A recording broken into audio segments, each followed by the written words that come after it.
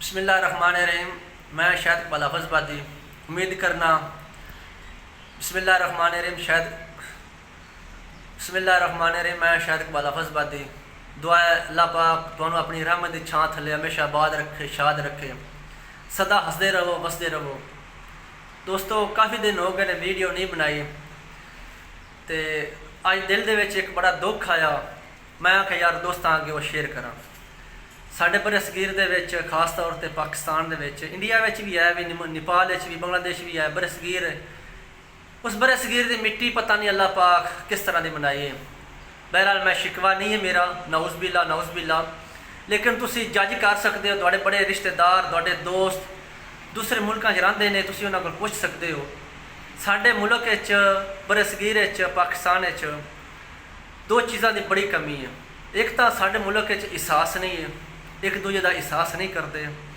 अगर एक गरीब है उसनूं लताड़न की कोशिश करते हैं, उसनूं उपर उठाने की कोशिश नहीं करते।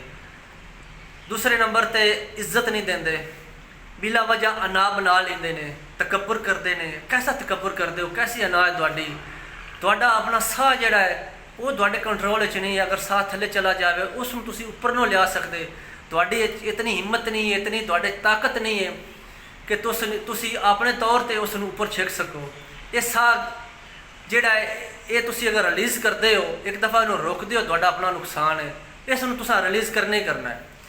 तो तुसी अगर अपने साथ कंट्रोल ना कर सकते तो अना ना बनाया करो, तकबर ना किया करो। बाज़ इंसान ऐसे भी होंगे ने कि वो अना इतनी करते हैं कि वो जी उन्होंने अना होंगी है उन्होंने किसी की खुशी दे विच नहीं जान देंदी, क्योंकि वो अना च हुंदा है। किसी की गम च नहीं जान देंदी, क्योंकि वो अना च हुंदा है। तो वो जी अना होंगी है एक दिन मिट्टी दे विच दफन हो जाती है। वो फिर उस अना का की फायदा?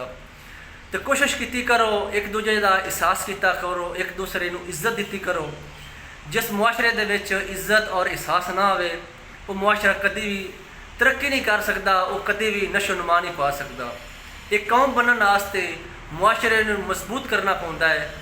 तो कोशिश की करो दोस्तों, एहसास एक दूजे दिता करो, एक दूजे की इज्जत की करो, उसनूं इज्जत दी करो।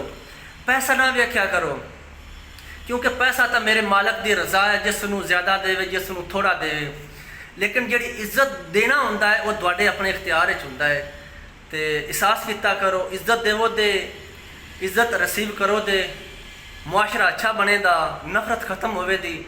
यकीन करो मलेशिया दे विच हुन्ना, मलेशिया दे विच फॉरनर ऐसे ही हुंदा है, तकरीबन हर कंट्री च ऐसे ही है कि फॉरनर ऐसा हुंदा है कि कद्दू टिंडे की तरह हुंदा है।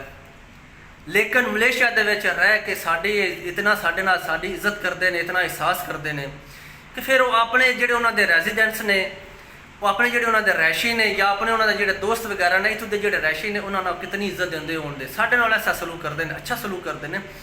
अगर एक फैमिली दे विच 4-5 बंदे ने, उन्हां विचों एक अद्धा बंदा लाजमी खराब हुंदा है। तुसीं अपनी फैमिली देख लवो, एक अद्धा बंदा लाजमी साइड कट मारदा है। तो फिर एक मुल्क दे विच भी आखिर फैमिलियां होंदियां ने, खानदान होंदे ने, उन्हां दे विच भी वो रॉन्ग बंदे होंदे ने ते जिहड़ा मुआशरे का बिगाड़ पैदा करने की कोशिश करते हैं। तो ट्राई की करो, एक दूजे को इज्जत दी करो, एक दूजे का एहसास किया करो। एहसास करो दे अच्छा किरदार बनेगा। उस किरदार की अगर इंसान बंदा मर भी जाए तो खुशबू आती है, लोग अच्छे अल्फाज दे विच उसके किरदार की तारीफ करते हैं। बजाय एक बंदा मर जाए तो बंदे अगर इस्लाम के लिहाज नाल अगर बंदा ज़्यादा गल ना भी करे, तो अगर बंदा बुरा हो ना तो बंदे चुप कर जाते हैं। तो ऐसा इंसान मरना चाहिए, ऐसा इंसान की जिंदगी खत्म होनी चाहिए कि पिछले बंदे भी दिल दे विच लाजमी फील करन, दिल दे विच भी लाजमी रोन यार बड़ा अच्छा इंसान सी। ऐसे तासरात इस दुनिया से छड़ के जाओ, सदा दुनिया ते किसी नहीं रहना। दुआ करना अल्लाह पाक दोनों आबाद रखे, शाद रखे, हैप्पी रहो। अल्लाह हाफिज़।